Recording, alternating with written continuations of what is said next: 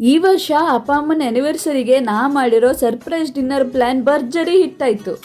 ಎಲ್ಲೋ ಹೊರಗಡೆ ಕರ್ಕೊಂಡು ಹೋಗ್ತೆ ಅಂತ ನಮ್ಮ ಮನೆಯವ್ರನ್ನೆಲ್ಲ ರೆಡಿ ಮಾಡಿಸಿ ನಾನು ಕರ್ಕೊಂಡು ಹೋಗೋದು ನಮ್ಮ ಕುಮಟದಲ್ಲಿರೋ ಕ್ಲಾಸಿಕ್ ರೆಸ್ಟೋರೆಂಟ್ ಆದ ಬ್ರೌನ್ಸ್ ವಿಲೇಜ್ಗೆ. ರೆಸ್ಟೋರೆಂಟ್ ಆಂಬಿಯನ್ಸ್ ಮನೆಯವ್ರಿಗೆಲ್ಲ ಸಖತ್ ಇಷ್ಟ ಆಯ್ತು. ಅಲ್ಲಿಗೆ ಸರ್ಪ್ರೈಸ್ ಪ್ಲಾನ್ ಅರ್ಧ ಸಕ್ಸಸ್ ಆದಂಗೆ. ಮೊದಲಿಗೆ ವೆಲ್ಕಮ್ ಡ್ರಿಂಕ್ ಅನ್ನೋ ಹಾಗೆ ಜ್ಯೂಸ್ ನ ಆರ್ಡರ್ ಮಾಡಿದೆ. ರಿಯಲ್ ಫ್ರೂಟ್ಸ್ ಯೂಸ್ ಮಾಡಿರೋದ್ರಿಂದ ಜ್ಯೂಸ್ ಸೂಪರ್ ಫ್ರೆಶ್ ಆಗಿತ್ತು. ಸ್ಟಾರ್ಟರ್ಸ್ ಅಲ್ಲಿ ಕ್ರಿಸ್ಪಿ ಚಿಕನ್ ಅಂತೂ ಹೊರಗಡೆಯಿಂದ ಕ್ರಿಸ್ಪಿ ಒಳಗಡೆಯಿಂದ ಸಾಫ್ಟ್ ಆಗಿ ಟೇಸ್ಟ್ ಅಲ್ಲಂತೂ ಸಖತ್ ಇತ್ತು. ನಂತರ ಪ್ರಾನ್ಸ್ ಬಟರ್ ಗಾರ್ಲಿಕ್ ನ ಟ್ರೈ ಮಾಡಿದೆ. ಲೆಸ್ ಸ್ಪೈಸಿ, ಮೋರ್ ಜ್ಯೂಸಿ, ಕಡಿಮೆ ಖಾರ, ಕ್ರೀಮಿ ಟೆಕ್ಸ್ಚರ್ ನ ಇಷ್ಟಪಡೋರು ಈ ಡಿಶ್ ನ ಮಸ್ಟ್ ಟ್ರೈ ಮಾಡಿ ಅಂತಾನೆ ಹೇಳ್ತೆ.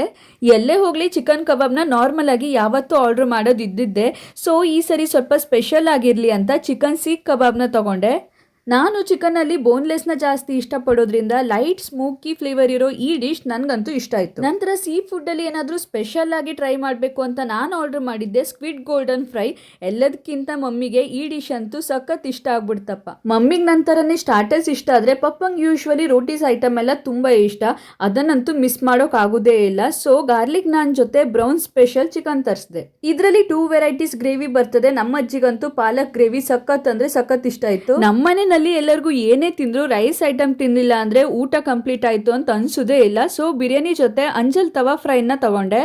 ಫಿಶ್ ಅಂತೂ ಫುಲ್ ಫ್ರೆಶ್ ಆಗಿತ್ತು. ಮಸಾಲ ಸ್ಪೈಸಿ ಆಗಿರೋದ್ರಿಂದ ಒಳ್ಳೆ ಅಬ್ಸಾರ್ಬ್ ಆಗಿತ್ತು. ಬಿರಿಯಾನಿನೂ ಅಷ್ಟೇ ಮೈಲ್ಡ್ ಆಗಿ ಮಸಾಲ ಹದವಾಗಿತ್ತು.